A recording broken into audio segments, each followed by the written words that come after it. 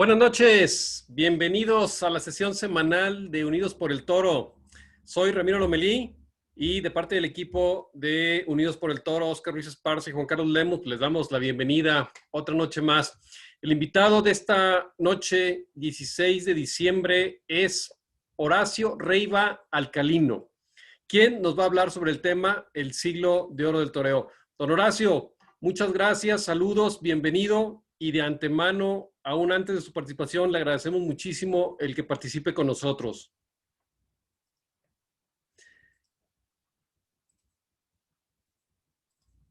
Ahí, déjeme ver. Ahí está, don Horacio, ya su micrófono abierto. Muy No, bien. pues el agradecido soy yo, ¿eh?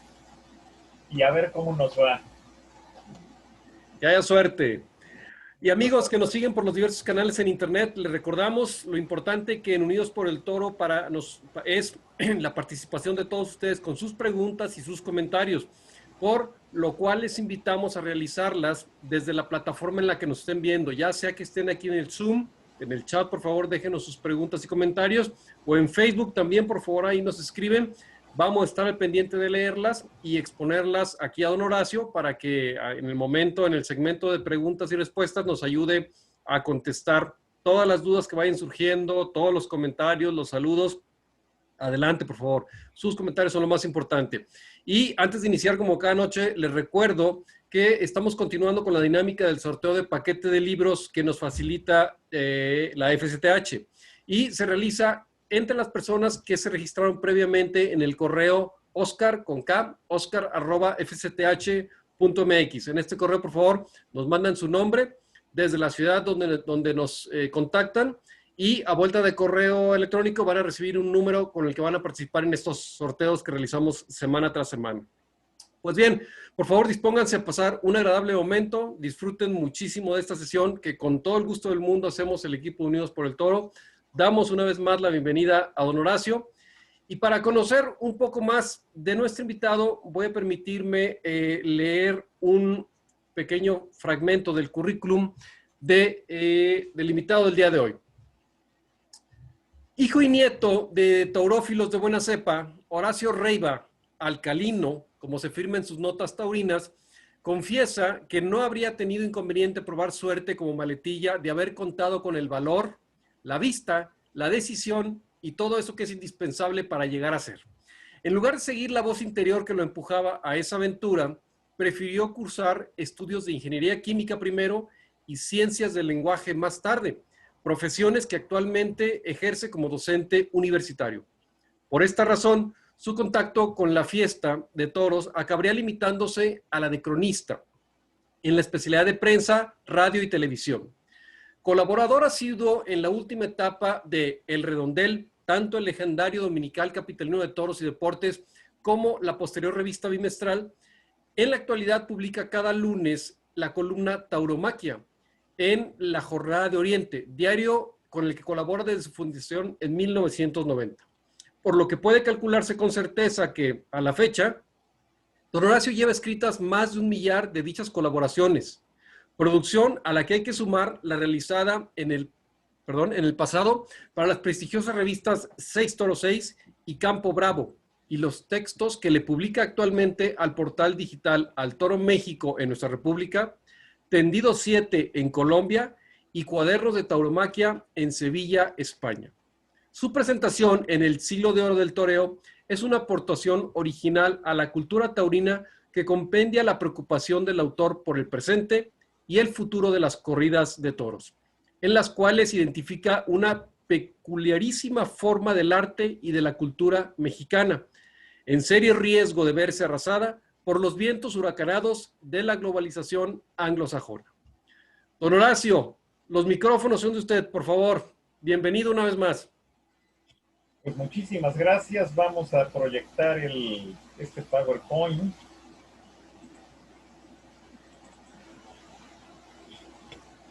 Que como ustedes se darán cuenta, tiene por título El siglo de oro del toreo y por motivaciones, bueno, vamos a explorar algunos antecedentes.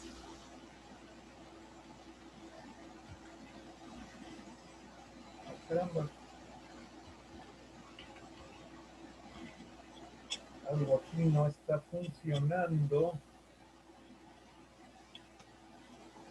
Lo esperamos, no se preocupe. Porque no me responde el... Si es necesario que vuelva a reiniciar la presentación, adelante. Nosotros aquí estamos atentos. A ver, por alguna razón es que se está trabando. Ah, ya. Bueno, hablábamos de antecedentes.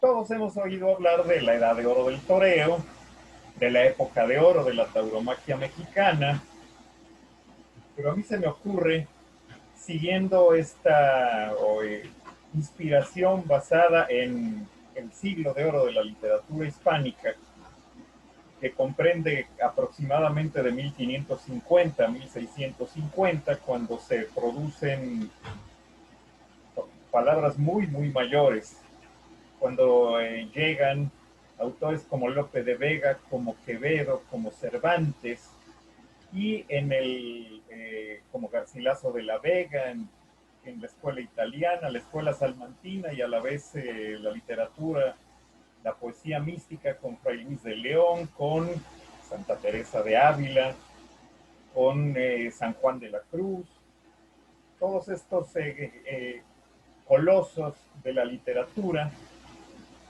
se, digamos, aglomeran dentro de 100 años, dentro de esos 100 años comprendidos entre la mitad del siglo XVI y la mitad del siglo XVII, en que también las letras mexicanas tuvieron a Juan Ruiz de Alarcón en la dramaturgia, a Carlos de Sigüenza y Góngora, que era conocido como el renacentista mexicano porque su saber abarcaba prácticamente toda la ciencia y el arte conocido en su época, y por supuesto Sor Juana Inés de la Cruz, que se sale por unos poquitos años de ese siglo, pero que de todas maneras es producto de esa eclosión, de esa especie de explosión de creatividad que trajo para las letras hispánicas, para las letras en nuestra lengua, esa centuria dorada que va de 1550 a 1650.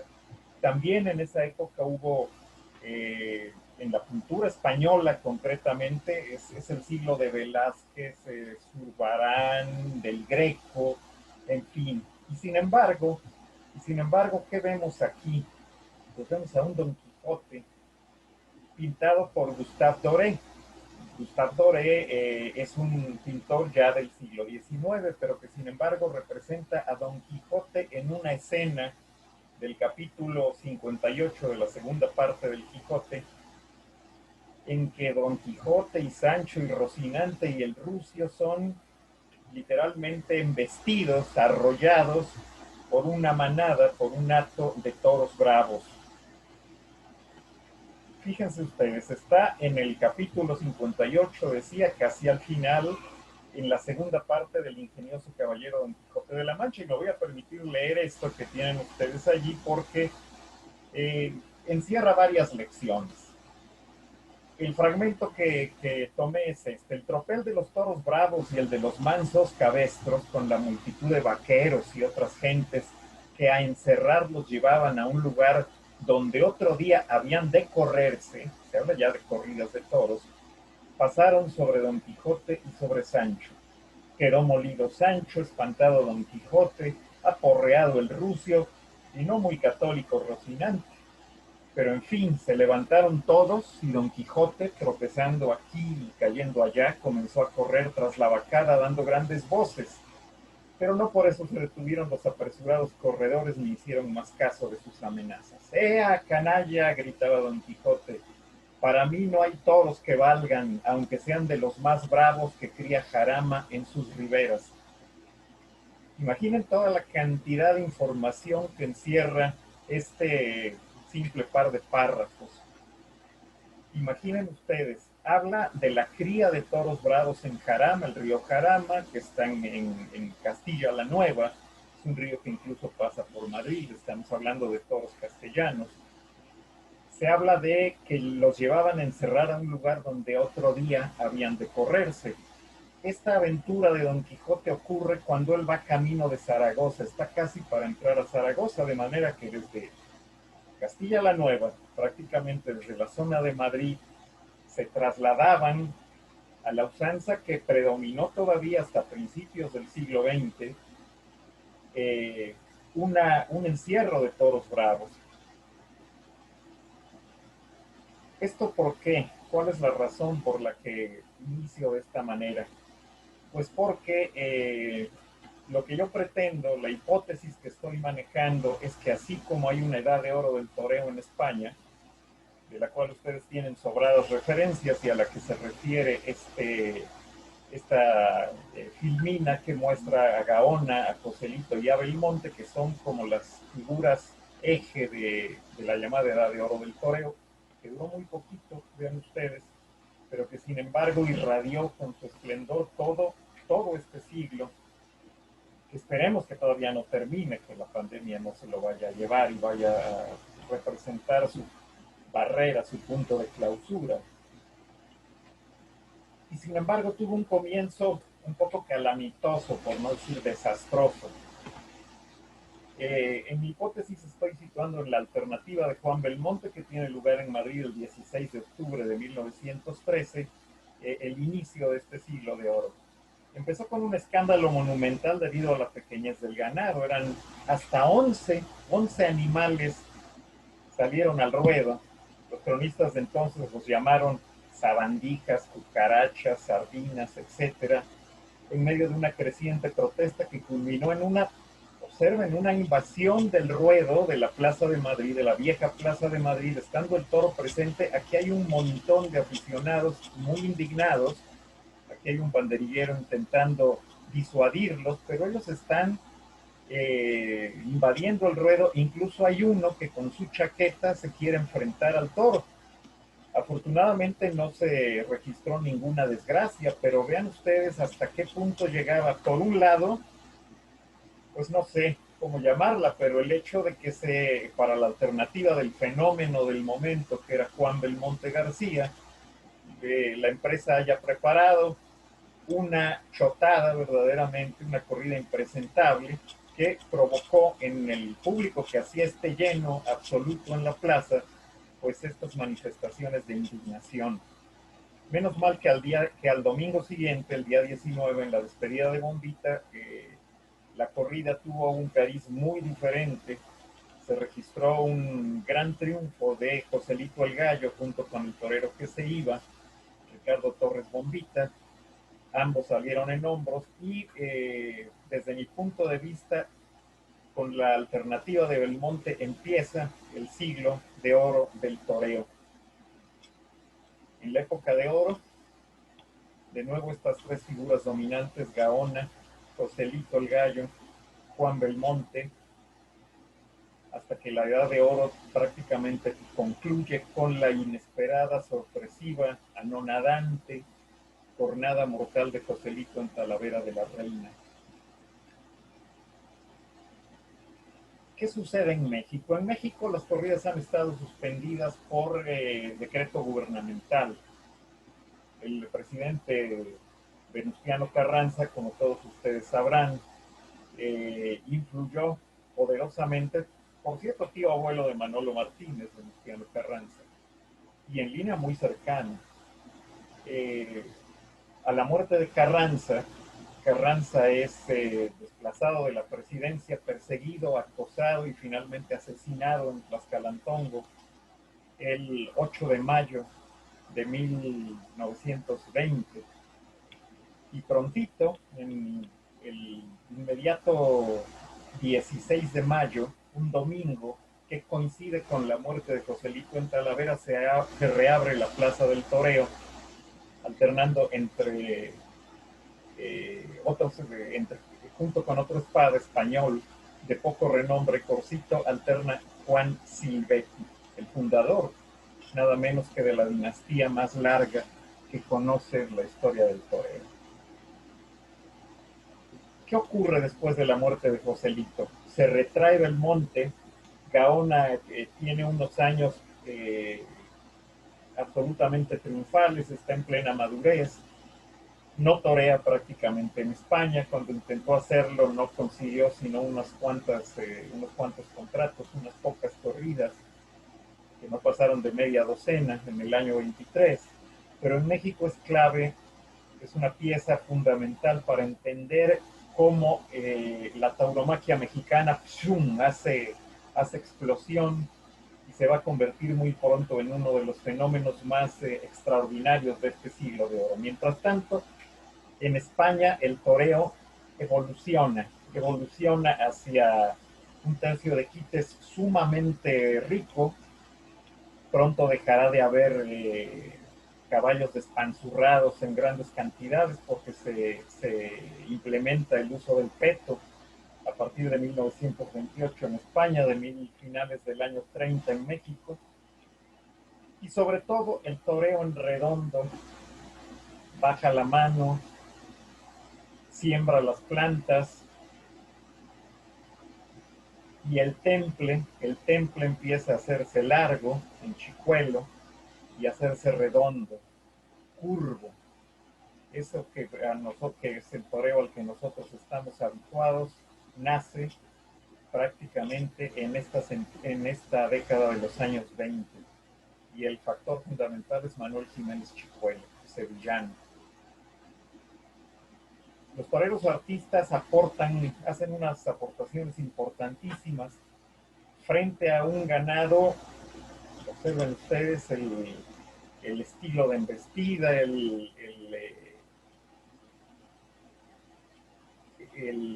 la estampa del ganado, frente a un ganado sumamente agresivo.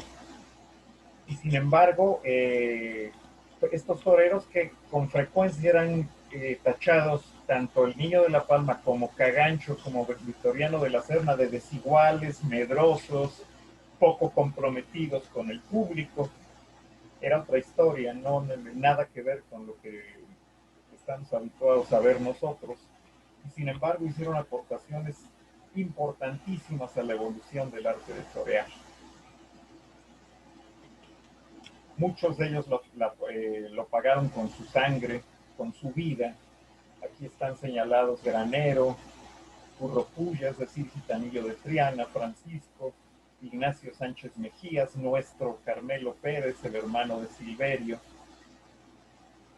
muerto por el Michín de San Diego de los Padres, aunque aunque su muerte le ocurriera bastantes meses después de la terrible, espantosa jornada sufrida, aquel 17 de noviembre de 1929. Ya se trabó otra vez.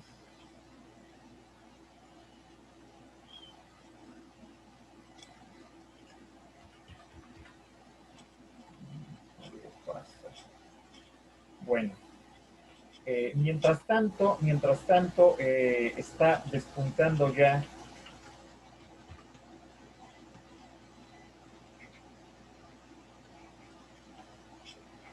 lo que conocemos como la época de oro del toreo en México, y le inaugura nada menos que Pepe Ortiz. Ojalá podamos ver en un momento más. No sé si dependa de... A ver. Y si requiere volver a iniciar la presentación, don Horacio, adelante. No creo que sea tan buena idea volver a iniciarla, porque entonces, si esto nos va a seguir ocurriendo, yo creo que... A ver, voy a poner a parar y luego arrancar otra vez. Sí, adelante. Ya está. Ahí está, correcto. Ese era el truco. Hablaba de Pepe Ortiz. Bueno, Pepe Ortiz, el Orfebre de Tapatío, es el mayor creador de quites que ha habido en la historia. Don Horacio, perdón que lo interrumpe. Me comentan que se oye un poquito bajita su voz. Si pudiera acercarse un poquito, ándele, para escucharlo un poquito más fuerte. Gracias. Sí, yo quisiera rescatar mi micrófono está medio caído por ahí. A ver, lo tengo aquí, más cerca. Camina mejor el asunto. Muchísimo mejor. Han de disculpar que no somos quizá demasiado duchos en estas materias, pero bueno. No, ahí su voz se escucha perfecto. Adelante, bueno, gracias. Perfecto. Entonces, en realidad, la época de oro, lo que conocemos como la época de oro del toreo en México, la inaugura Pepe Ortiz. Pepe Ortiz toma su alternativa en el año 25, a finales de año, del año en el que se había retirado Gaona. Y aparecen toreros tan interesantes como Carmelo, como Heriberto García, como David Lisiaga. ¿Qué los caracterizaba? Bueno, que sus estilos eran muy diferentes unos de otros.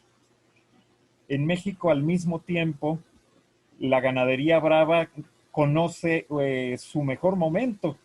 Resulta que a partir de la simiente del Marqués de Saltillo, cultivada en Zacatecas, pero también en Tlaxcala, Piedras Negras, La Laguna tienen Marqués de Saltillo y por supuesto San Mateo y Torrecilla también. Pero además está la ganadería de la Punta en la zona de Jalisco, Aguascalientes, que los hermanos Madrazos se han traído de España a finales de la década del 20. Todo eso genera en México una verdadera eclosión de las corridas de toros y aparecen los 5 grandes de los años 30, encabezados por este señor Fermín Espinosa Saucedo, Armillita Chico, cuyas glorias no nos cansaríamos nunca de hacer referencia, porque fue un torero colosal, fue un torero completísimo, un torero de los 3 tercios y de casi todos los toros, un maestro consumado, que además triunfó y se colocó en primera figura en México, en España, en América del Sur. Fue un triunfador absoluto y es uno de los más grandes toreros de la historia, nacido en Saltillo, Coahuila. Pero está Lorenzo Garza y su personalidad irrepetible. Fue el gran rival de Armilla. El equivalente, digamos, de la pareja Joselito Belmonte lo tiene México en la pareja Armilla Garza, como bien conocen los excelentes aficionados que me están escuchando. Y además, la llamada independencia taurina de México, que se consuma justo después del boicot, de lo que llamó Juan Belmonte el boicot del miedo, porque los toreros españoles estaban siendo desplazados en sus propias plazas por estos toreros mexicanos hasta que dijeron basta y sencillamente lo expulsaron a nuestros paisanos de su tierra y de sus plazas. Y esto daría origen a un corte del intercambio de toreros México-España que duró nada menos que 8 años. Pero nosotros nos quedamos de este lado, se quedaron Alberto Valderas, Chucho Solórzano, el Soldado, como primeras figuras, primerísimas figuras, al lado de Armilla y Garza, por supuesto. Y poquito después llegó el hermano de Carmelo Pérez, un tal Silverio, que se daba el lujo de torear como están ustedes observando, con ese sentido del arte y con esa expresión absolutamente única, muy mexicana, y además con esa cercanía a las astas. Este es un quitazo por Fregolinas de Silverio, que era uno de sus lances, y aquí está cambiándose la muleta de mano por la espalda. Pero vean, incluso podríamos decir que actualmente se torea bastante más lejecitos que como lo hacía Silverio. Silverio toma su alternativa justamente en Puebla el 6 de noviembre de 1938, se la otorga Fermín Espinosa, que era su maestro y su amigo y su todo, su guía taurino. Y en el año 43 aparece Luis Procuna, toma la alternativa y siendo un torero, decía él, creo que mañosamente sin técnica, se convierte en un ídolo porque es capaz de las mayores maravillas en el momento más inesperado. Esas cualidades tenían muchos de los ovarios de los grandes toreros de esta época. Una época que también supo de la clase, de la maestría de Fermín Rivera, del arte extraordinario del calecero, del valor espartano de Antonio Velázquez. Aquí tienen ustedes a Velázquez aguantando el parón de un toro a finales de los años 40, de manera que lo que podemos o solemos ver actualmente, no en todas las faenas ni en todos los toreros, sino de manera esporádica, ya lo llevaban a cabo estos toreros. Esta es la riverina, esa especie de chicuelina con el capote, con la muleta, creada por Fermín Rivera, Justo esta gráfica recoge una riverina en su famosa faena con Clavelito de Torrecilla, el 11 de febrero del año 51. Y de repente aparece don Carlos Arruza. Arruza había tomado su alternativa en México en 1940 y funcionaba muy bien porque era un torero alegre, poderoso, variado, muy completo, gran banderillero. Pero cuando realmente Arruza se coloca en gran figura es cuando va a España.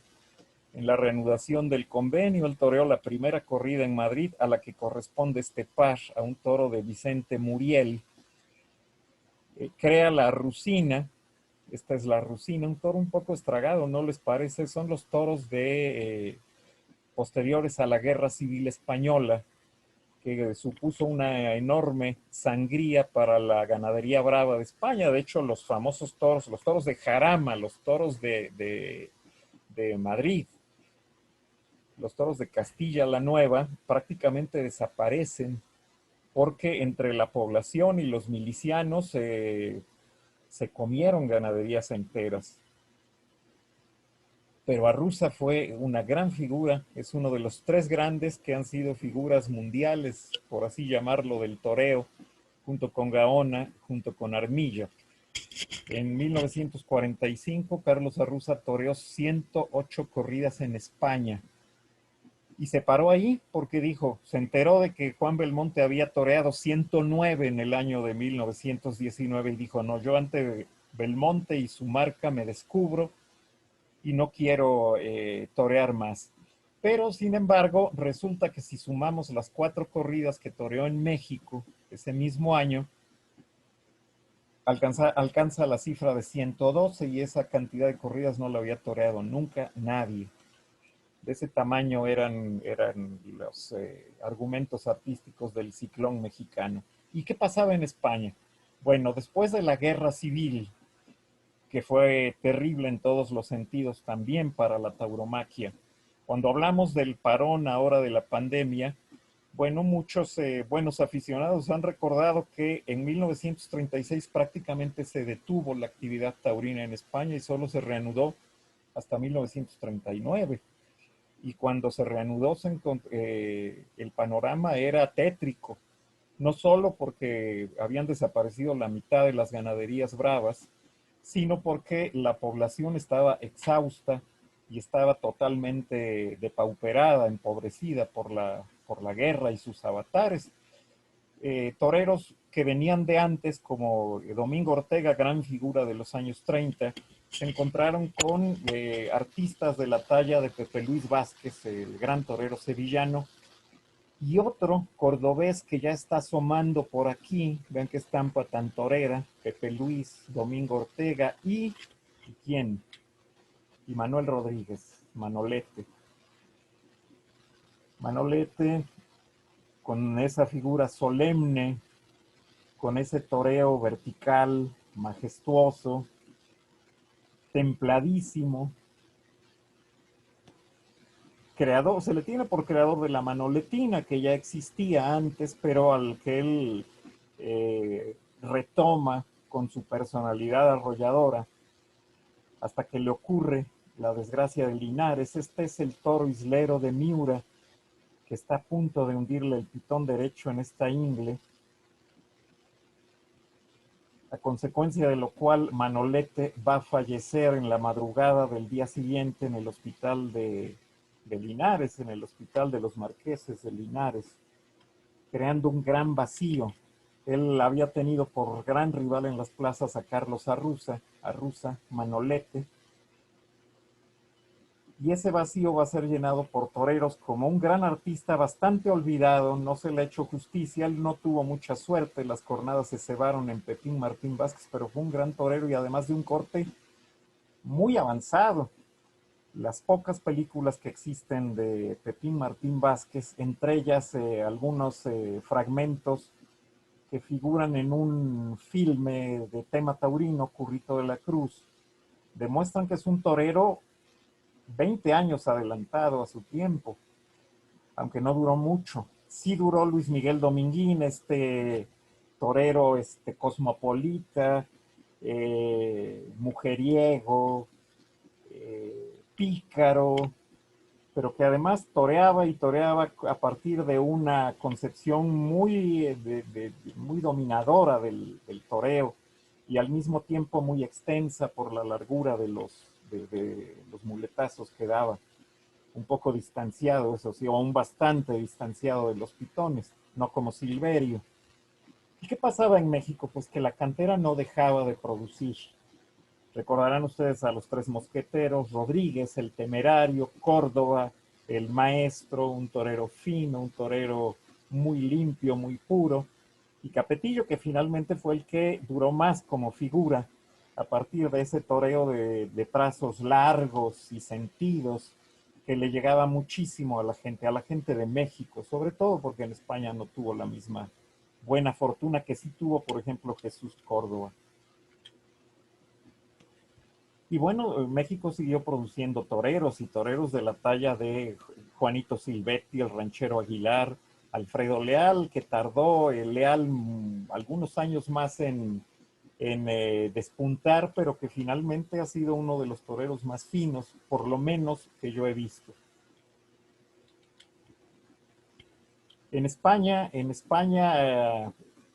A principios de los años 50 se impuso el tremendismo.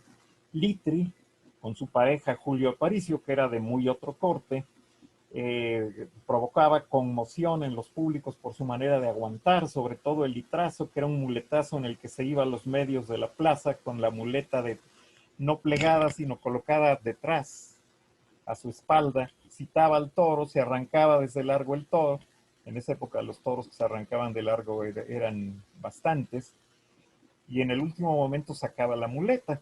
No se podía buscar en ese tipo de lances, en ese tipo de pases, pues ni temple ni largura, pero en las plazas se venían abajo ante ese espectáculo. Y hubo un torero que provocó en Barcelona sensación. Tenía un torero extravagante, era Antonio Borrero Chamaco, tan extravagante que no trascendió mayormente. Vean ustedes, este muletazo puede ser cualquier cosa, muy espectacular, muy sensacionalista, pero tiene poco parentesco con el arte de torear, ¿no? Y sin embargo, el tremendismo contribuyó mucho a levantar también el auge y la afición en España en una época difícil, porque ya no estaba Manolete, porque la situación de la población bajo el franquismo era dura, muy dura. Fue cuando el turismo empezó a ser un elemento favorecedor, nos guste o no, del esplendor de las corridas de toros. Y vino el retorno de lo clásico, también representado por toreros como Rafael Ortega, el torero de la isla de San Fernando, un torero muy serio, muy cabal, muy ajustado a la pureza. Manolo Vázquez, el hermano de Pepe Luis, que toreaba de frente sobre todo y lo hacía además con una gran finura, con mucha personalidad.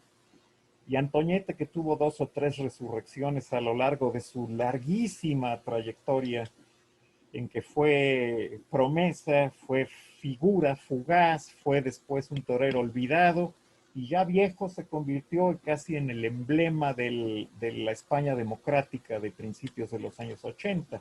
Ustedes recordarán.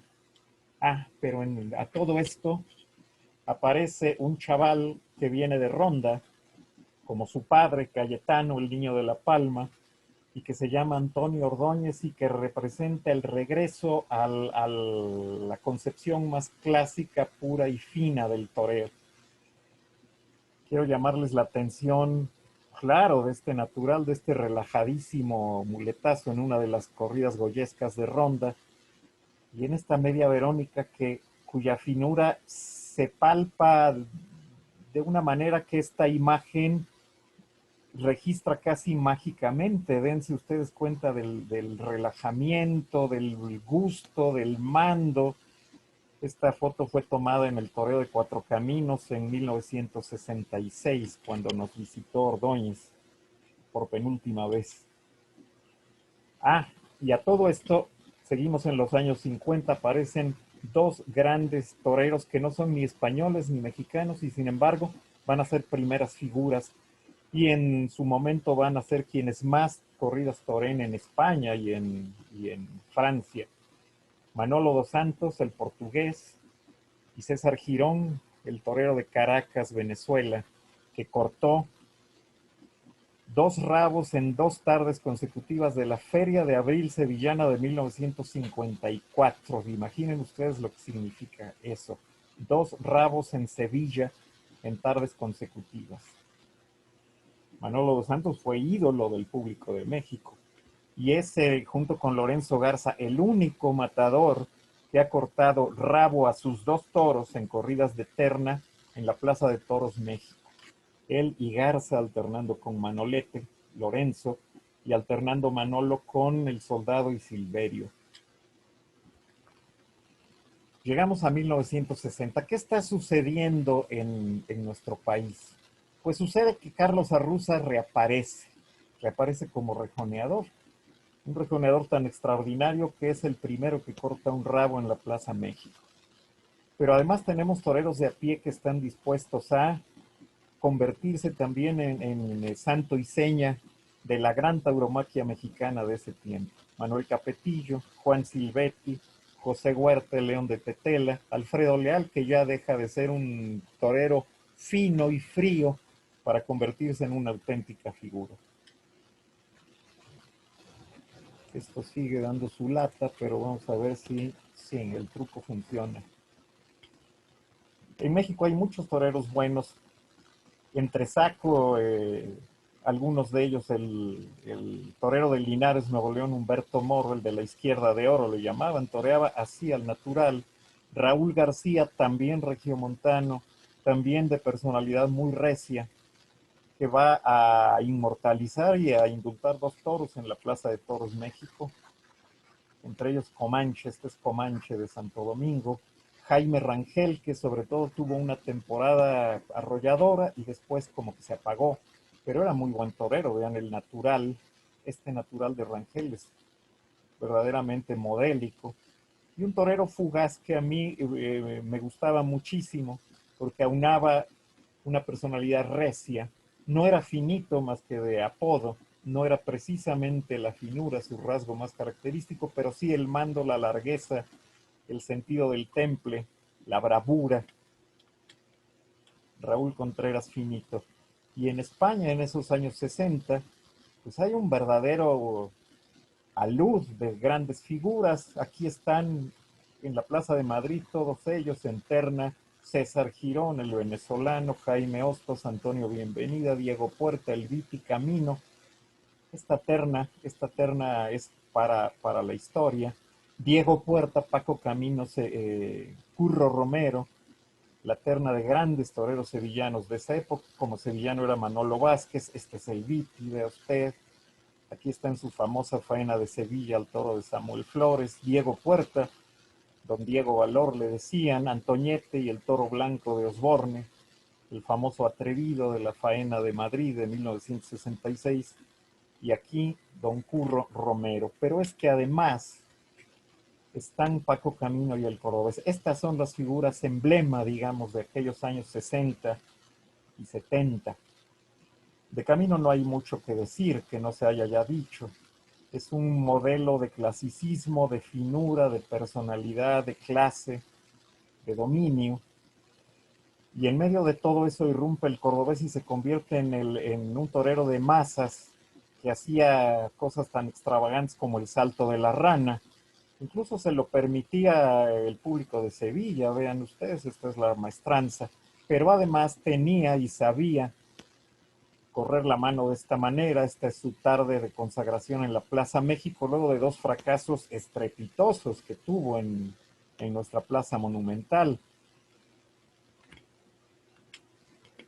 Y por si fuera poco, estos 2 señores decían que había que ser de su cuadrilla para verlos cuajar un toro, ¿no?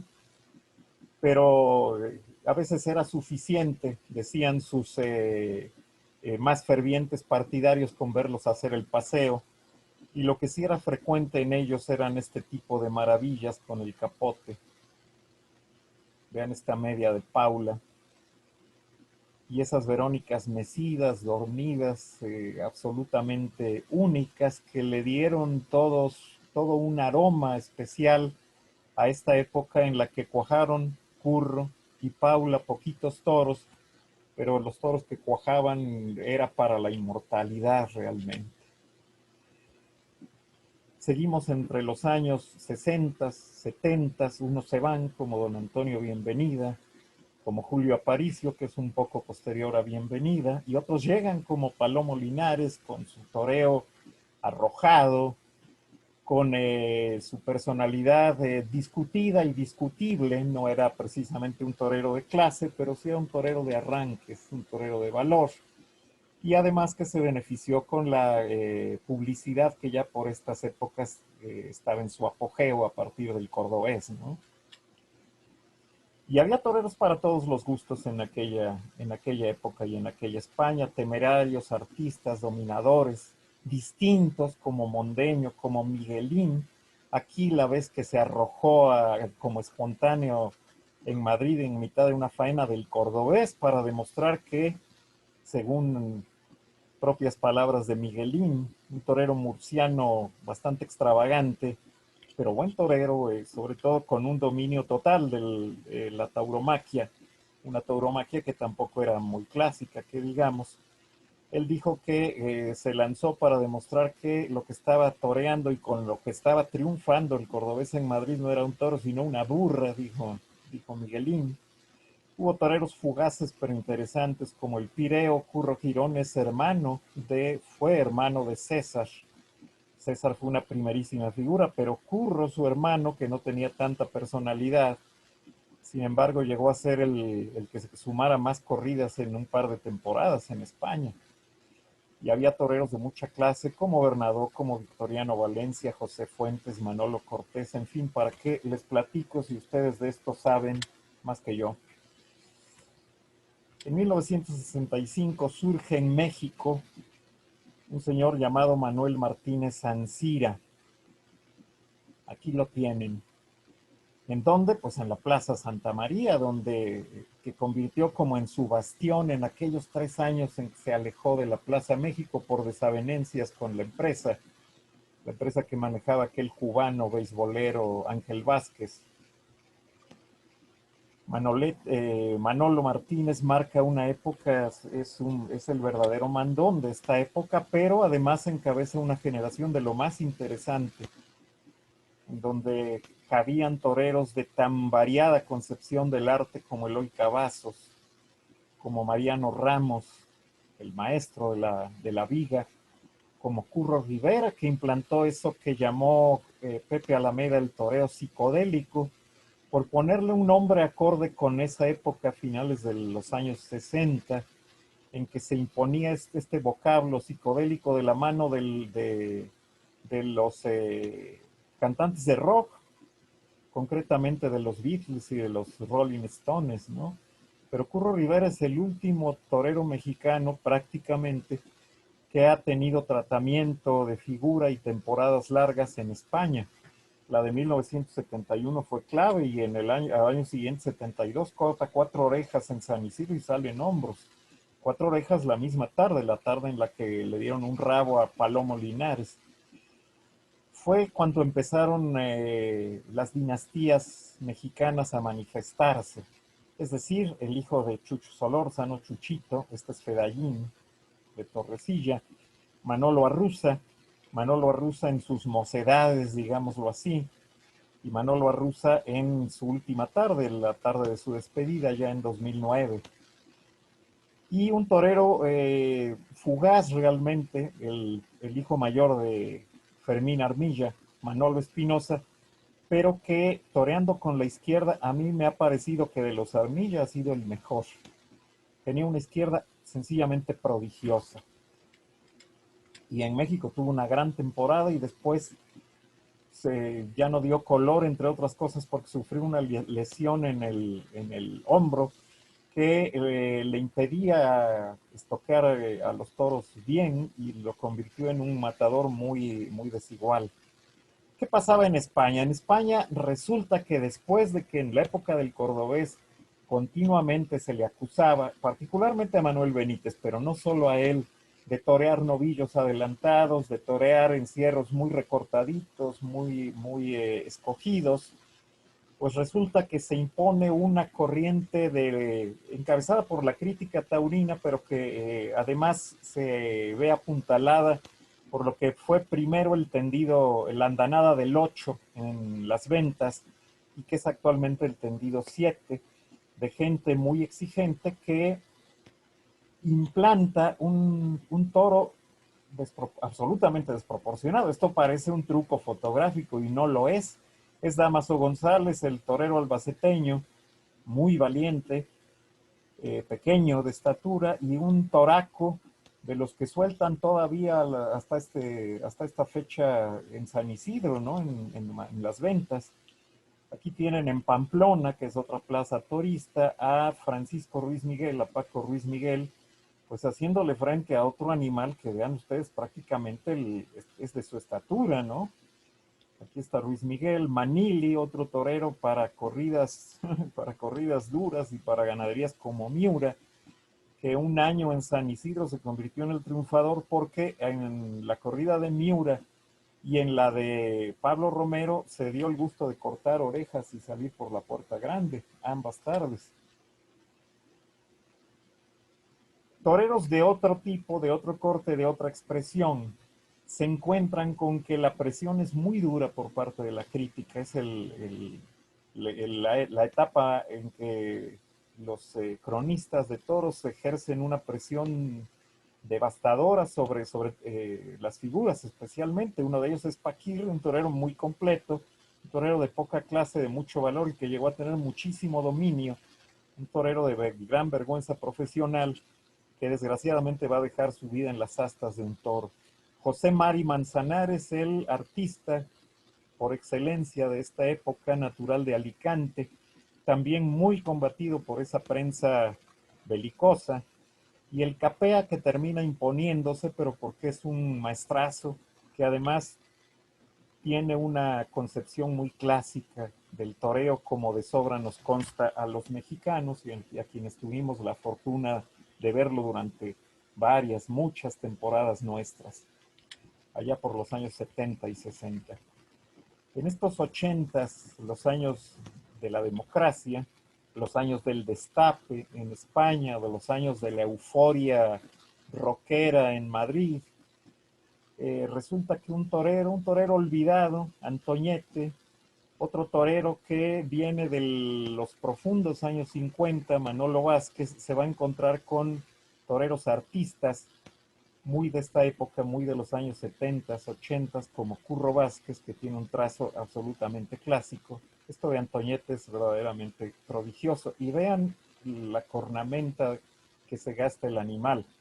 Este señor tiene más de 50 años en el momento de pasarse por ahí a este toro. El Gillo va a ser una de las víctimas jóvenes de la fiesta, pero es un torero que prometía mucho. Y Paco Ojeda se convierte en una especie de revolucionario durante unos pocos años, porque no solo aguanta de esta manera y se cruza de esta manera con los toros, sino porque implanta lo que se llama el toreo en 8, en que sin mover las plantas se pone a ligar muletazos tanto en redondo como por ambos pitones, y eso causa sensación.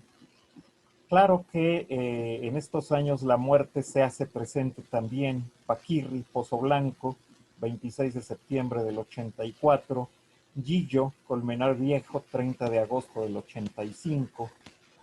Esta corrida de Pozo Blanco tiene una historia un tanto macabra, porque alternan la tarde de la acogida mortal de Paquirri, Gillo y el Zoro, que es otro torero que, sin haber sido muerto por un toro, sí sufre una lesión tan grave que lo retira cuando estaba en plena sazón, una lesión de rodillas verdaderamente incapacitante. Este precisamente es el Zoro. En España las empresas se inventan unos carteles a base de toreros banderilleros. Fíjense que antes las ferias tradicionales, desde que empezó este siglo de oro del toreo hasta los años 60, reunían en sus carteles, que no eran tantos, no eran tantas las corridas. Sevilla daba 5 o 6, esa era su feria. San Isidro llegó a dar 10, 12, 15 corridas en los años de esplendor, pero se cuidaba que los carteles todos tuvieran presentes alguna o algunas figuras del toreo, y los toreros importantes sumaban en cada una de estas ferias por lo menos 2 y hasta 3 o 4 corridas. Menciono esto porque en la actualidad, si ustedes revisan la cartelera de San Isidro de 30 años a la fecha, abundan los carteles a base de toreros segundones y de ganaderías duras, y las figuras del toreo se reservan unas cuantas de esas, unas cuantas divisas y muy poquitas fechas. Ha cambiado la concepción del toreo. Empezó a cambiar cuando se introdujeron estos carteles banderilleros en que alternaban, sí, Esplá, El Zorro, Víctor Méndez, Morenito de Maracay, Nimeño II, etcétera. Ahora, que hablando de banderilleros notables por esta misma época, pues México podía pensar en carteles en los que figuraran este tipo de señores, ¿no? Mauro Lisiaga, Antonio Lomelín, Raúl García, Valente, Valente Arellano, el malogrado Valente. Este es Felipe González en la Plaza de Madrid. Felipe ya como banderillero. Felipe González, el hijo del talismán poblano, fue matador de toros. A él le dio la alternativa Mariano Ramos justamente la tarde de Timbaler, es decir, el 21 de marzo del 82. Aquí ya era banderillero precisamente de la cuadrilla de Mariano Ramos. Se le está poniendo un par en las péndolas y en los medios de la Plaza de las Ventas a un toro de Murteira grave, un toro portugués. Obsérvese que las manos van separadas. Cuando ya en España todo el mundo juntaba a la manera en que estamos acostumbrados a ver, ¿no? En los banderillas españoles. Juntan las banderillas aquí arriba, desde antes del encuentro con el toro. Los mexicanos siempre hemos traído el par, no hecho, que se dice, sino las manos separadas y abiertas para juntarlas justamente en el momento de la reunión. Es un par verdaderamente monumental de Felipe. Y Manolo Arruza heredó en el segundo tercio las cualidades de su padre, que ya es mucho decir. En México tuvimos nuestra última tercia de haces realmente con arrastre y con marchamo de figuras, cuando coincidieron David Silvetti, Miguel Espinosa y Jorge Gutiérrez. Allá, sus alternativas son de finales de la década del 70. Y sus retiradas ocurren en los años 90, como sabemos, aunque David tuvo esa reaparición inesperada y al mismo tiempo prodigiosa que precedió a su infortunado, trágico fin. En España, mientras tanto, mientras brillaban los Antoñetes, los Manolo Vázquez, los Paco Ojeda, hay una serie de figuras de transición. Aquí los representamos con Ortega Cano, Espartaco, Litri, pero ustedes pueden agregar a Julio Robles, de Roberto Domínguez, a toreros muy interesantes de esta generación española, que sin embargo va a mostrarnos dos figuras dominantes. No bien despuntan los años 90, la década del 90, y que son nuestros bien conocidos José Miguel Arroyo y Enrique Ponce. Indudablemente son las dos grandes figuras de los 90, junto con un tal Julio César Rincón Ramírez, natural de Bogotá, que hace, en mi concepto, el toreo más verdad de esta época. Vicente Zavala padre, después de las famosas 4 salidas en hombros de Julio César en Rincón de las Ventas de Madrid, y este es un hecho sin precedentes y que no ha vuelto a ocurrir con ningún torero, que en 4 corridas consecutivas salga en hombros. Esto sucedió el año 91, como bien saben ustedes. Vicente Zavala dijo, ¿dónde está el secreto para que este colombiano virtualmente desconocido se convirtiera en primerísima figura en España? Y dijo, pues está aquí, y mostró esta fotografía en el diario ABC, que demuestra la forma en que Rincón, cuando otros se ponían al hilo del pitón en su CITES, él está justamente en la cuna y está obligando al toro a describir en torno de él, a la manera de Belmonte justamente, un círculo y otro, y así toreaba Rincón. Y así conmocionó a la afición española, y además citaba de largo, aquí no está a mucha distancia del toro, pero él resucita, trae de nuevo la costumbre de los años 40 y 50 de citar y aguantar a los toros de largo. Actualmente está ocurriendo esto una vez más, pero no sucedía a principios de los 90. Claro que México tiene toreros y buenos toreros, y sin embargo la fiesta empieza a decaer y a decaer y a atraer a cada vez menos gente y a ir desapareciendo de la escena pública, que es algo que nos está afectando muchísimo, no digo en la actualidad, sino a lo largo quizá de este siglo y un poco más. Menciono unos pocos, pero en realidad México siempre ha sido una cantera de muy buenos toreros y de muy diversificadas características, dominadoras, pero también de mucha plasticidad, de mucho arte, eh, de expresión artística importante. Y sin embargo, nos encontramos ante una situación de la que no consigue reponerse la fiesta.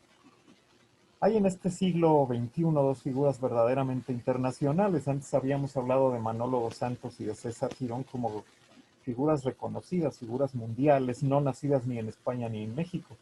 Pues con el siglo XX han llegado Sebastián Castella, que nació en Béziers, Francia, hijo de un español y de madre polaca, y Andrés Rocarrey, que es peruano. Era muy extraño que Perú, que es posiblemente el país sudamericano de mayor prosapia taurina, no le hubiera dado a la fiesta a lo largo de todo este siglo ninguna gran figura, pues ya se la dio en la persona de Andrés Rocarrey. ¿Qué más tenemos? Pues tenemos que recurrir a nuestro truco acostumbrado porque esto de repente se traba. Bueno, si hay dos grandes figuras mundiales, no españolas ni mexicanas, hay dos mexicanos que además son hermanos y que tienen todo para ser también figuras mundiales. No han sido bien tratados por las empresas españolas. No hemos sabido en México, porque estamos en tiempos de vacas flacas, quizá proyectarlos como se proyectaba a nuestras grandes figuras de la época de oro y posteriores también. Pero evidentemente son una muestra de que en México, y vean si no, estos lances corresponden a grandes toreros, ¿no? No son fotografías afortunadas, simplemente. También en el siglo XX, finales del XX y dentro de este siglo XXI, se puede hablar de un mito, el último mito que he puesto aquí, y se llama José Tomás Román Martín, ¿verdad? Un torero especialísimo, no voy a detenerme en las especificidades del toreo de José Tomás, pero tiene que ser reconocido por fuerza, no solo como el último mito, sino como el último gran llenaplazas que existe, dentro de la paradoja esta de que toreé tan poquitas veces. Y en cuanto a nosotros,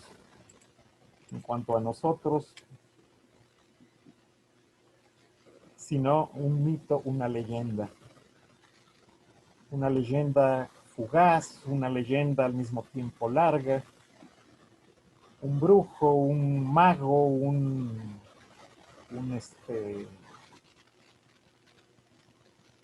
¿qué decir del pana, del Pardo de Calafia, de la tarde de Rey Mago, de sus incursiones por ruedos españoles, ruedos modestos quizá, pero que no dejaron de ser considerados allá mismo como un suceso para un hombre de 60 años que terminaría ofrendando su vida a la fiesta, como también otros toreros. Vean este par de fotos.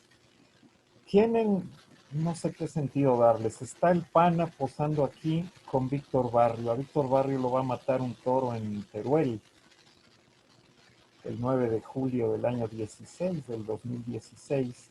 Y aquí está recibiendo en Apizaco, si no me equivoco, sí, en Apizaco, del Pana el brindis de Iván Fandiño.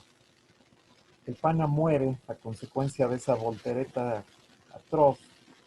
Un toro llamado Pan Francés de Guanamé le causó en Lerdo, Durango, en Ciudad Lerdo. Iván Fandiño, un torero vasco muy valiente, pero además con mucha verdad de trazo en su toreo y un estoqueador de los más notables de los últimos tiempos, al que nunca realmente le abrieron camino en España. Se dice que era el clásico torero incómodo para las figuras, y fue a morirse de una cornada de un toro que ni siquiera era suyo en un Quito, un toro de Baltasar Iván, en una plaza pequeña de Francia, el 17 de junio del año 17, hace 3 años. Por supuesto que hay materia prima para carteles de ensueño. Aquí ni siquiera hace falta, ¿verdad?, que ponga yo los nombres de estos señores. Pero ustedes me preguntarán, ¿y no hay ningún mexicano en esa lista y en esas posibilidades de armar combinaciones estelares? Pues yo diría que sí los hay, y que nuestros toreros actuales, como José Mauricio, como Saldívar, como Sergio, como Diego, como el Zapata, como el Payo, tienen con qué, y que son los menos responsables del caos en que se debate la fiesta en México. No es momento, creo, tal vez en la charla posterior, de referirnos concretamente a esta situación, que es una situación que a todos nos preocupa, pero indudablemente toreros tenemos. Sobreviene una gran interrogante que no solo afecta a la fiesta en México, sino a la fiesta en general. ¿Vamos a poder sobrevivir al furor animalista, al pensamiento único anglosajón, a la trampa de lo políticamente correcto, al integrismo cerril? El integrismo, dice Umberto Eco, maestro de las letras italianas, que es esa tendencia a la forma en que piensa un grupo, tratar de imponerla al resto de la ciudadanía, que es lo que está ocurriendo en relación con la taurofobia, ¿no? Es decir, hay un grupo de señores activistas que están en contra de las corridas de toros y que tratan de que, por el hecho de que a ellos no les guste y que ellos estén inconformes con lo que llaman tortura animal, maltrato animal, y tendrían que ir a un diccionario para enterarse de cómo está definida la tortura y cómo el maltrato, quieren imponernos nada menos que esa manera única de pensar. Bueno, ¿sobrevivirá la fiesta? Bueno, sí puede sobrevivir, claro que sí. Si con los machos bien apretados somos capaces de transformar nuestra devoción por el toro y el torero y la tauromaquia en cultura taurina. Y si tenemos la valentía, la decisión y el temple que hacen falta para poderle al marrajo de la taurofobia circundante con razones irrefutables y argumentos sólidos y bien informados. Es decir, creo que la apuesta por la cultura taurina está muy clara y es nuestra verdadera arma. Y ahí están nuestros valores, los valores que le han dado brillo al siglo de oro del toreo, son los que nos pueden servir para exhibir la incultura, la cerrazón y finalmente la barbarie de un adversario cuya fuerza está únicamente en el número, pero cuyas debilidades derivan del gregarismo, es decir, del borreguismo, de la pérdida de identidad cultural y en definitiva de la ignorancia. Dicho lo cual, no me queda sino agradecer su atención. Me disculpo por todo lo que tuve que omitir en esta hora de charla que para mí ha sido muy gratificante y espero que para ustedes también, aunque sea un poquito. Muchísimas gracias. Bien, muchas gracias. Vamos a continuar con don Horacio y permítame leerle saludos y comentarios, preguntas que están llegando aquí al Zoom. Oscar, si tú me ayudas también con los portales de Facebook, a ir revisando qué tenemos, en lo que yo leo esto, ahorita te comparto el micrófono. Déjale, empieza tú. Don Horacio, le hacen saludar, buenas noches, buenos deseos, José Barnola, aquí Héctor Sur de Zacatecas, Ara, la familia Lotfe, René Romo, buenas noches a todos, perdón, Gabriel Ramos, Luis Alberto Godínez Telles desde la Ciudad de México, le manda muchos, muchos saludos, Guido Burciagas desde Tijuana, dice, otra gran noche de aprendizaje. El doctor Salvador Briceño, buenas noches y una felicitación, don Horacio, por la categoría del ponente que tenemos hoy. Y el doctor Neftalí Montaña, desde Colombia, don Horacio, le comenta lo siguiente. Buenas noches, señor Horacio. ¿Sí sabe por qué motivo la edad de oro del toreo empieza desde la época o alternativa de Gallito en 1912? Si antes habían otras figuras del toreo, o fue porque hubo transformación en el toreo, o fue la rivalidad de Joselito el Gallo y Belmonte, lo que inicia esta época dorada. Bien, ¿sí me corresponde responder a esta pregunta? Sí, por favor, don Horacio. Bien. Muchas gracias a don Neftalí, que se ha tomado la molestia desde Colombia de seguir esta plática y de hacernos esta interesantísima pregunta.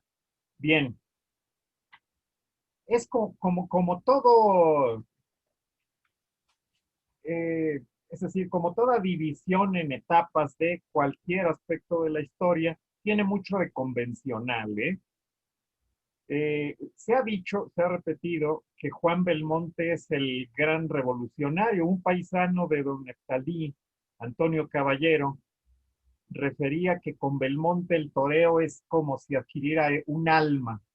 Yo le he llamado a lo que ocurrió antes algo así como la edad de hierro o quizá la edad de bronce del toreo, pero no todavía la edad de oro, que es cuando el toreo se convierte en un arte. Sé bien que se habla del arte del lagartijo desde la década de los 60 prácticamente del siglo XIX, y sé muy bien también, y este es un tema debatible, creo, que un mexicano, Rodolfo Gaona, introduce un tempo, una manera de torear nueva en lo que se refiere a la duración de la suerte.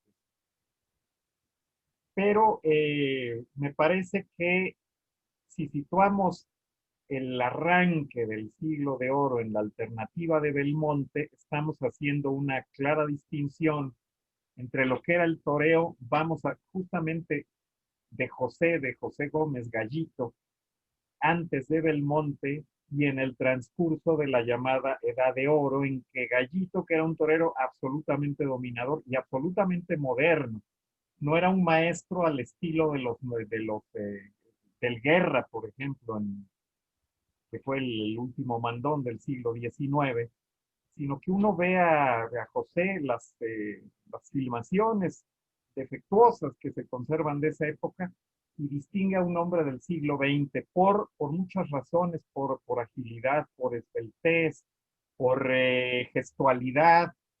Es impresionante ese cambio en José, pero José todavía, antes de Belmonte, practica ese toreo que consiste en dominar al toro rápidamente, y él era capaz de deshacerse de un toro entre el toque del clarín y la estocada y la puntilla, podía transcurrir un minuto o dos, y eso era muy bien visto por los aficionados y era señal de dominio y de poderío y de capacidad magistral en el ejecutante.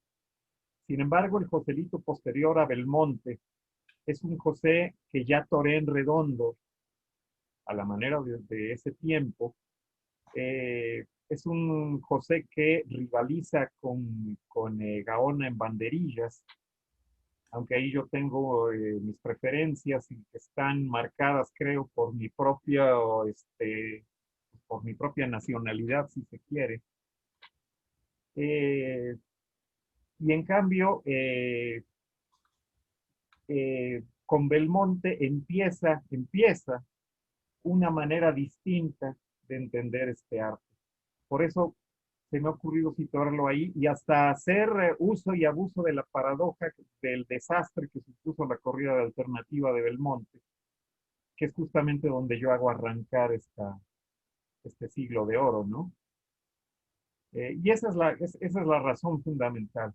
Además, el toreo sufre una serie de transformaciones en poquísimo tiempo.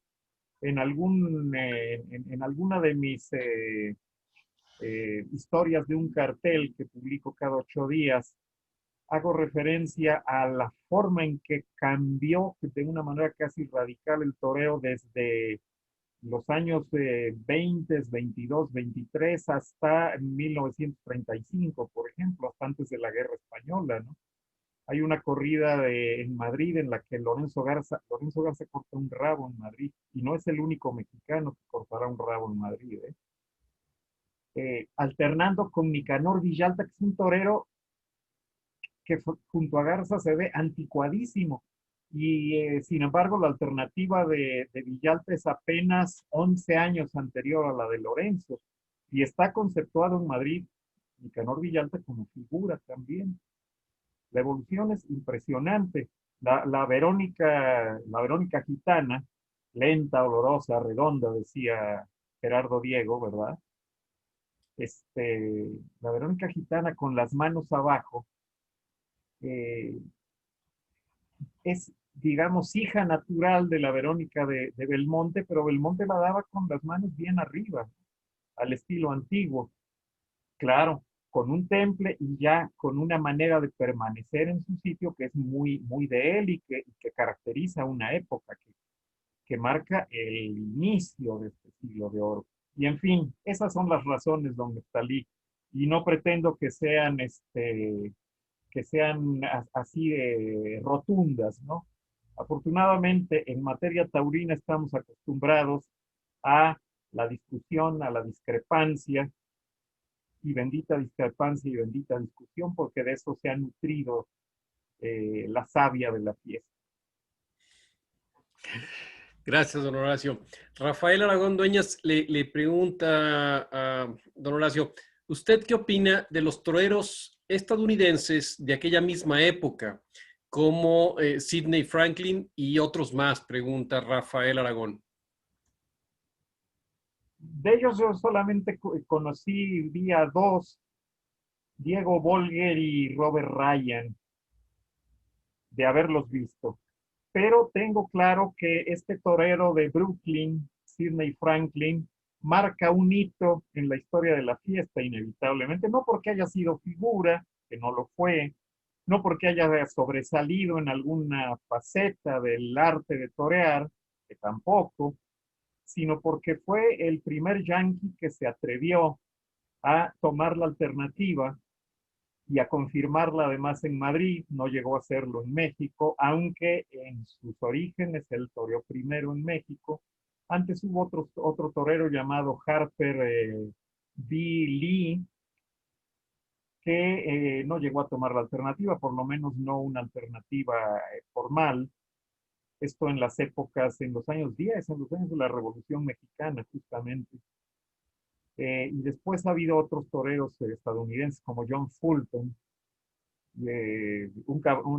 todo un caballero que además eligió Sevilla para ser la ciudad en la que se quedó a vivir y en la que murió finalmente, siendo además un notable pintor taurino, muy innovador en cuanto a la técnica, los materiales que utilizaba, entre ellos sangre de toro, por cierto. Yo lo conocí, lo traté fugazmente, creo que en la ganadería de Tenejaca alguna vez, a John Fulton, que era un perfecto caballero, que fue un torero interesante, que le cortó en Sevilla una oreja a un toro de Miura, y eso no es cualquier cosa. Por cierto, Sidney Franklin toreó un novillo como fin de fiesta prácticamente, la tarde en que se corrieron por primera vez toros mexicanos en España, toros de Piedras Negras, 22 de julio del año 29 en San Sebastián, en la vieja Plaza del Chofe. Es interesante la aportación de los toreros de distintas nacionalidades. En Norteamérica hubo una época en que tuvo gran aceptación el toreo, así como actualmente de ahí viene, de ahí de Alemania y de Holanda, viene la ola, o la marejada, o el tsunami antitaurino. Así hubo una época en que los artistas de Hollywood concurrían a plazas como Tijuana e incluso México capital, ¿no? Y había información taurina en los diarios de California y de Texas, etcétera. Pero en fin, fueron otros tiempos. Muchas gracias a don Rafael Aragón. Gracias, don Horacio. Ahora tengo una pregunta de Jesús Zavala. Le pregunta, bueno, además de comentarle que es soberbia su presentación, le pregunta, ¿a qué atribuye usted, don Horacio, que a los diestros mexicanos les haya costado tanto trabajo triunfar en España y en especial en Madrid? Bueno, a ver, en Madrid triunfaron Rodolfo Gaona, Luis Frey, Armilla, Solórzano, Garza.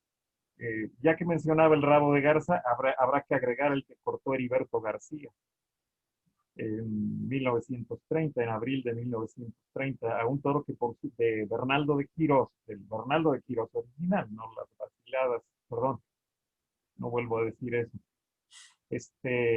A un toro de Bernaldo de Quirós que por cierto lo hirió muy gravemente al estoquearlo, mataba muy bien recibiendo Heriberto García, le hizo un faenón a ese toro, lo mató en la suerte de recibir, pero al mismo tiempo el toro le infirió una cornada gravísima que prácticamente lo tuvo parado esa temporada y de hecho afectó toda su trayectoria posterior de este torero de Singilucan, estado de Hidalgo. También el soldado cortó un par de rabos siendo novillero en Madrid, durante los famosos manos a mano con Garza. En la Plaza Vieja de Madrid, la de la carretera de Aragón, la última pareja que provocó llenos absolutos con boletos agotados y demás, billetes que les llaman allá, ¿no? Fue la pareja Garza el Soldado, siendo novilleros en el año 34.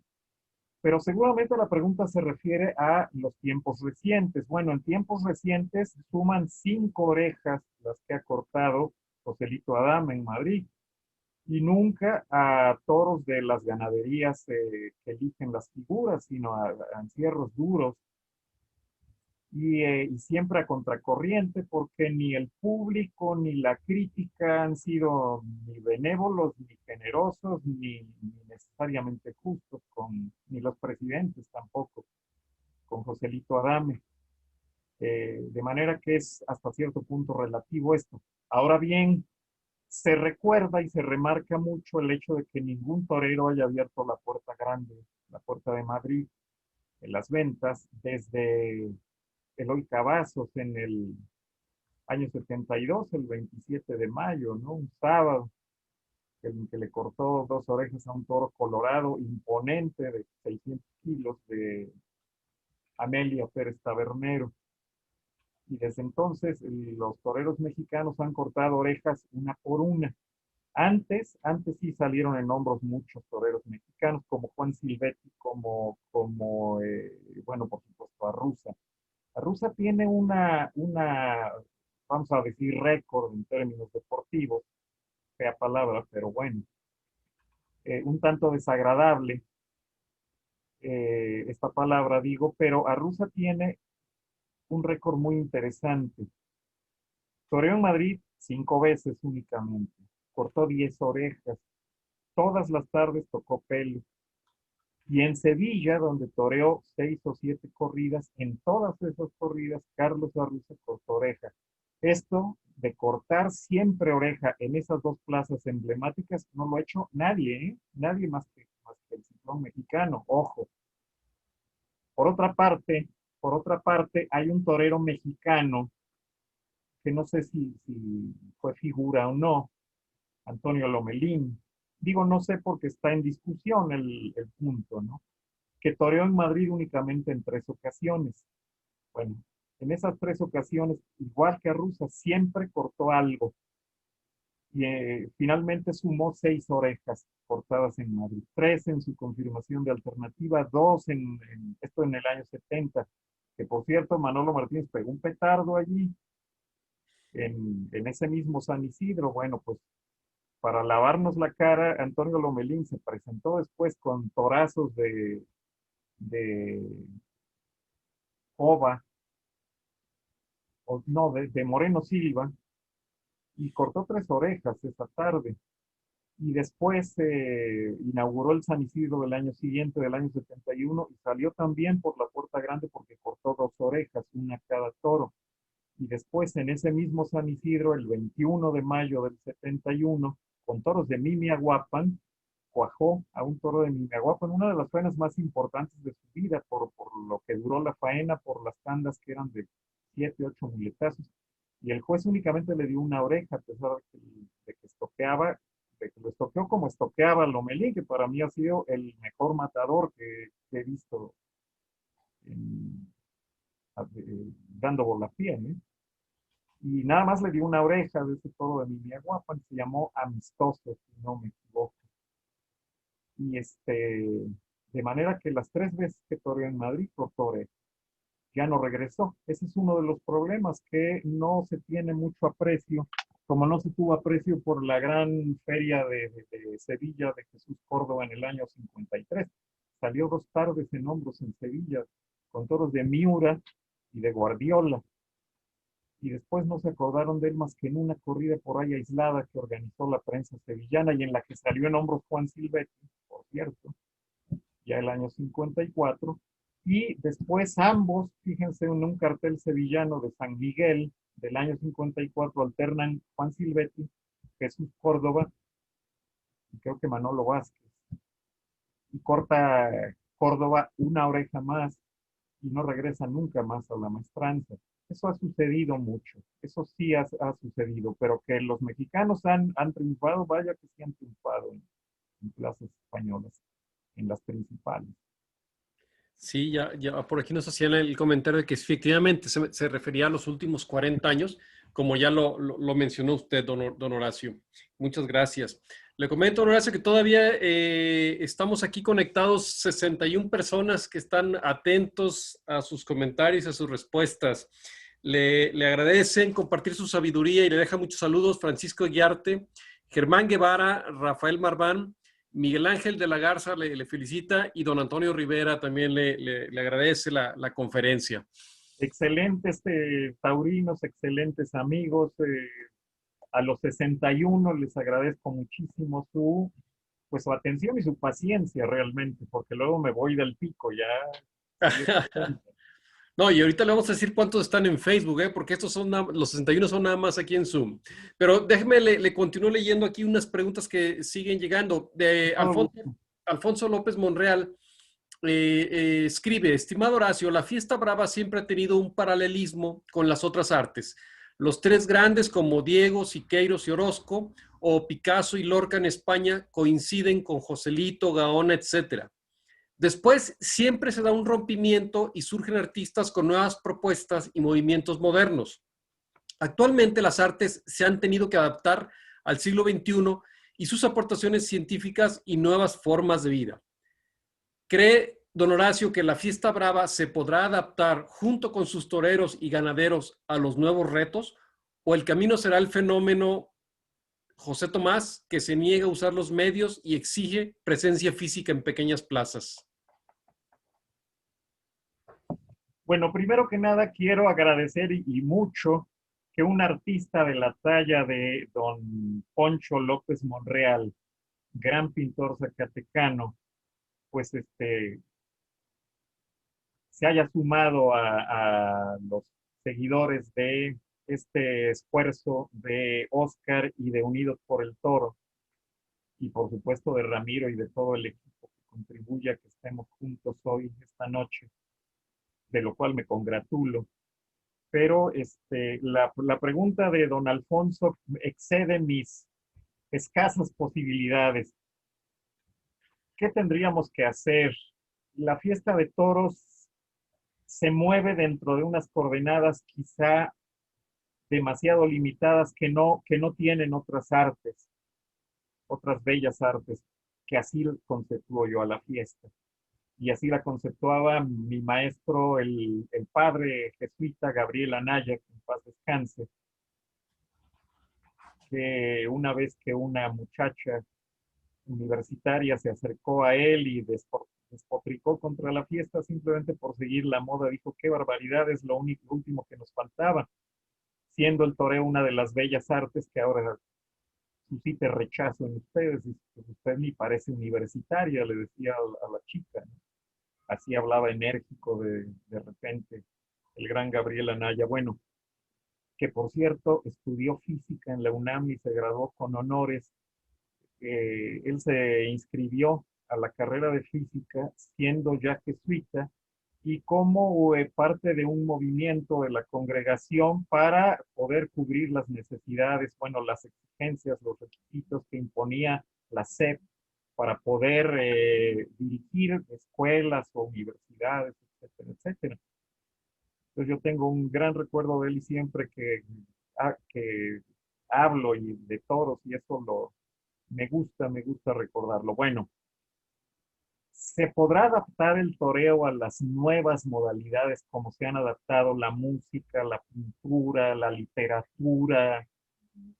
De esto sabe muchísimo más que un servidor, don Alfonso López Monreal, por supuesto. Pues yo quisiera pensar que sí, que hay poder de adaptación, que la propia de la fuerza del toreo eh, es capaz de generar esta posibilidad. ¿Qué me hace ponerlo un poco en duda? Pues la propia índole de la gente que vive del toro, ¿no? Que es muy respetable desde mi punto de vista, pero que no suele tener ni en la solidaridad, ni en la imaginación, ni en la adaptabilidad a los nuevos usos y costumbres, su punto más fuerte. Va a depender también de nosotros, va a depender de quienes estamos luchando por la fiesta, que somos un manoquito, un puñadito de personas, pero que ojalá tengamos la capacidad para empujar a los actores y los factores de la fiesta hacia estos cambios que son necesarios y hacia esa capacidad para hacer que prevalezca, a pesar de los pesares, el arte de torear.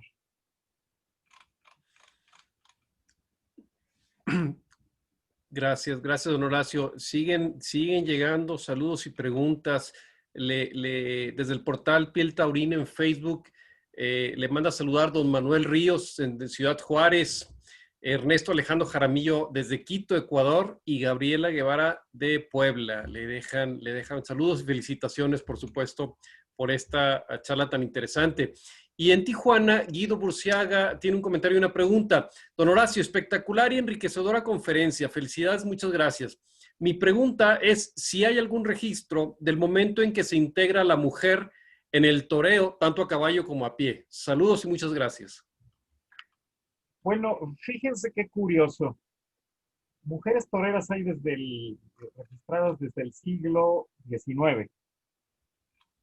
Si ustedes tienen la versión, bueno, los primeros tomos del Cosío, en donde se recogen las biografías de los toreros, no hay una sola mujer allí. A pesar de que cuando se publicó el tomo 3, que es el primero que recoge biografías, ya había incluso una matadora con alternativa, pues, Juanita Cruz, alternativa tomada precisamente de manos de Heriberto García en Torreón, en México, en el año 40, por ahí.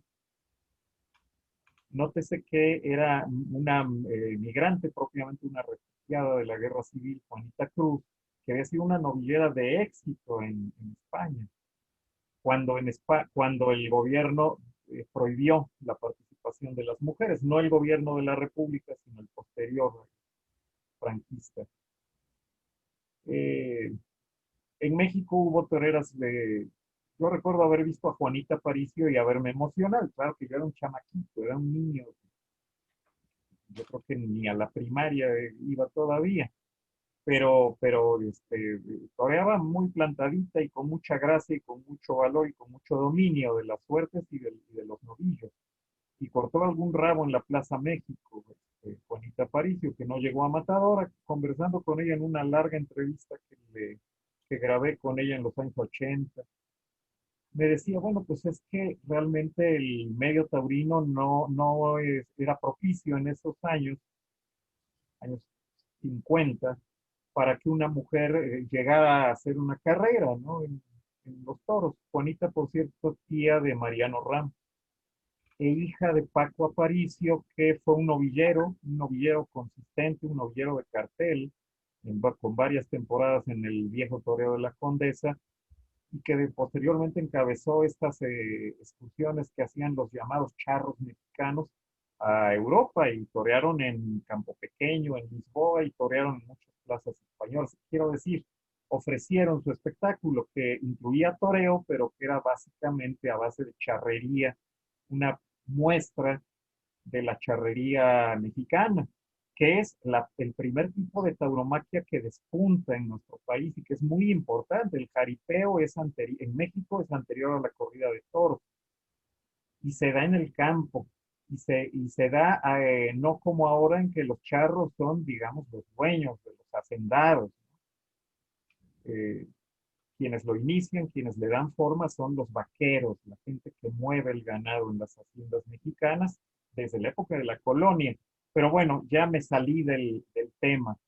El caso es que las matadoras de toros, que actualmente las hay, ¿no? Y en México tenemos varias, pues no tienen un campo muy propicio, como bien decía Juanita Aparicio, para desarrollar su carrera. Es un arte, no sé cómo pueda ser recibida esta impresión mía, pero es un arte básicamente masculino que requiere no cualidades morales que esas de sobra las tienen las damas, pero sí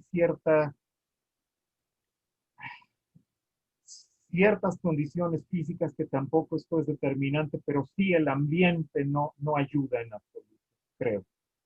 A pesar de que no es tan negativo como lo fuera antes.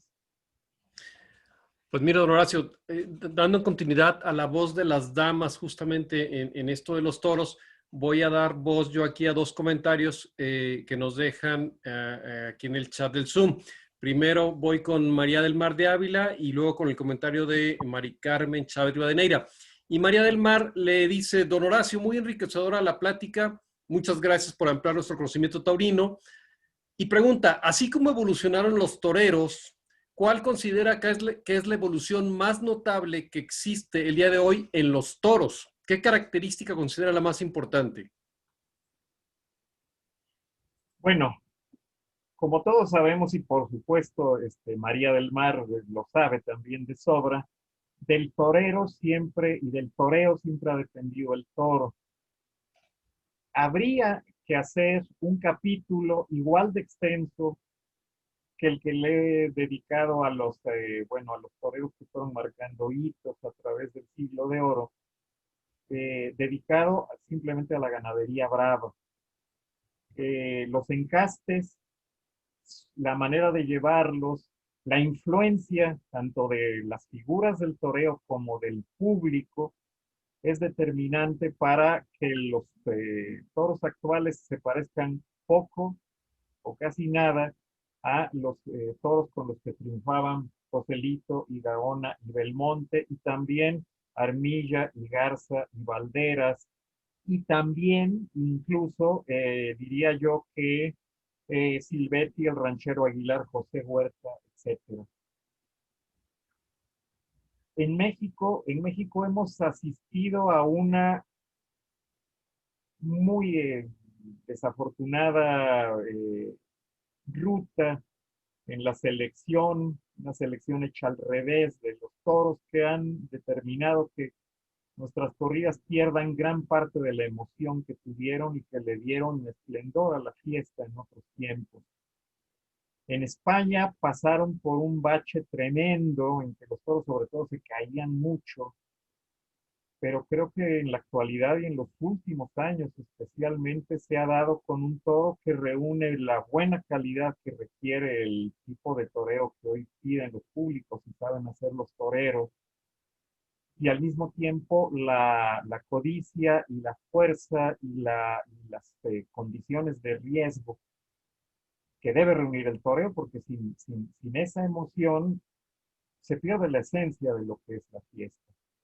No quisiera decir esto, pero creo que parte del alejamiento del público de nuestras plazas tiene que ver con el toro que actualmente sale con gran frecuencia, que es un toro cansino, mortecino.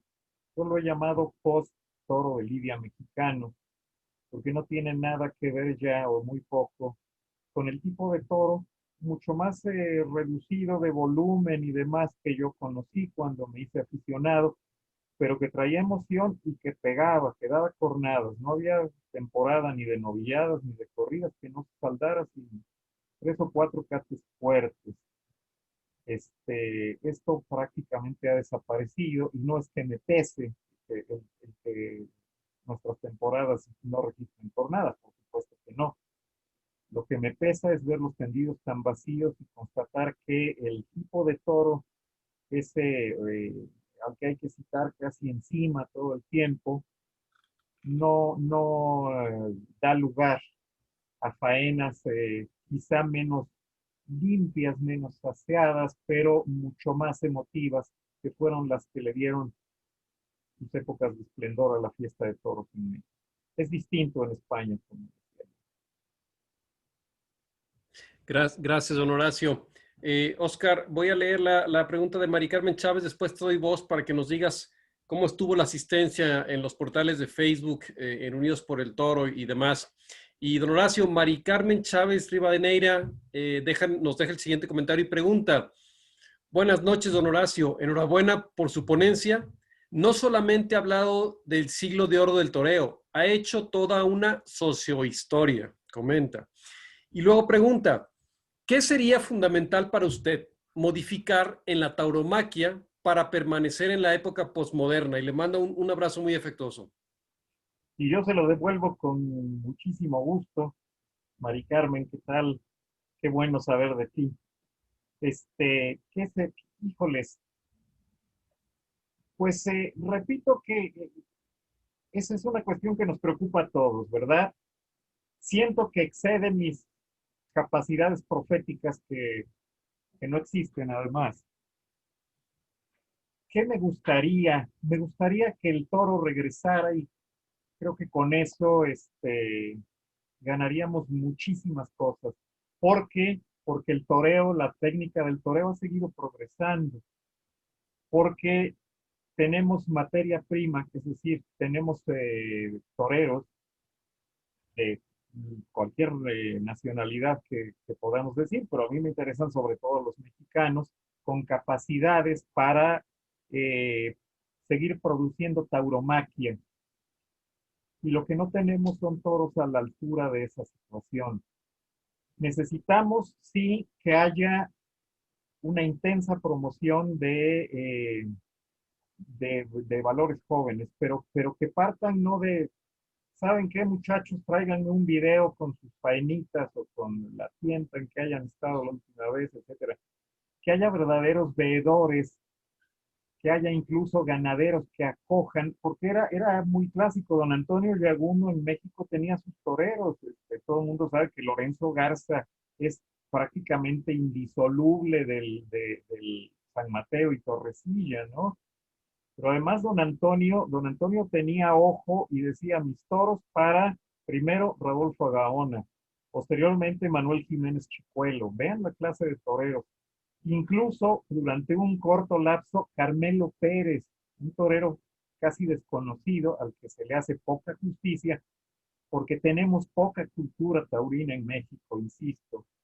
Y después Garza y el Soldado.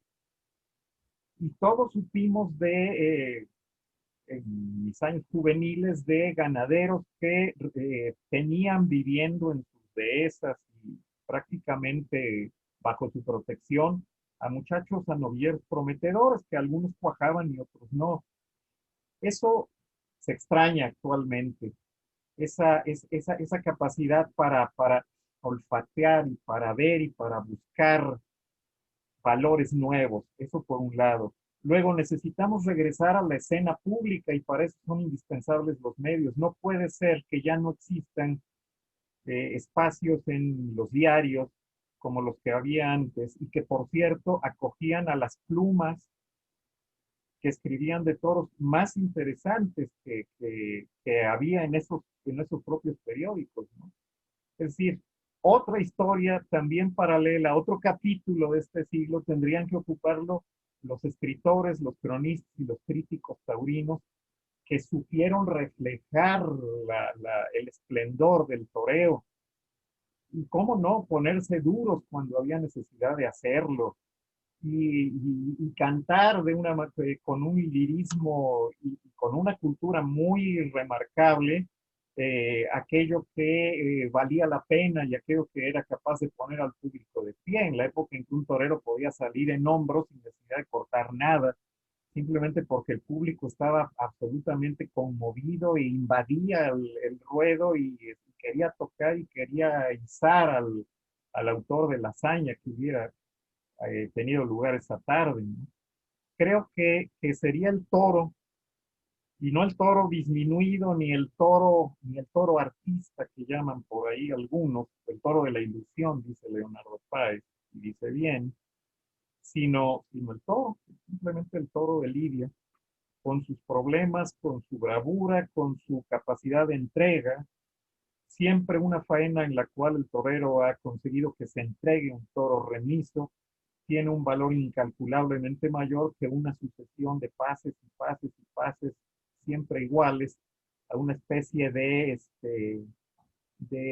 no sé, de muchacho que embiste ahí con unos cuernos de estos para entrenar, eh, Sí. porque el toro es la base de todo, sin eso no vamos a ningún lado.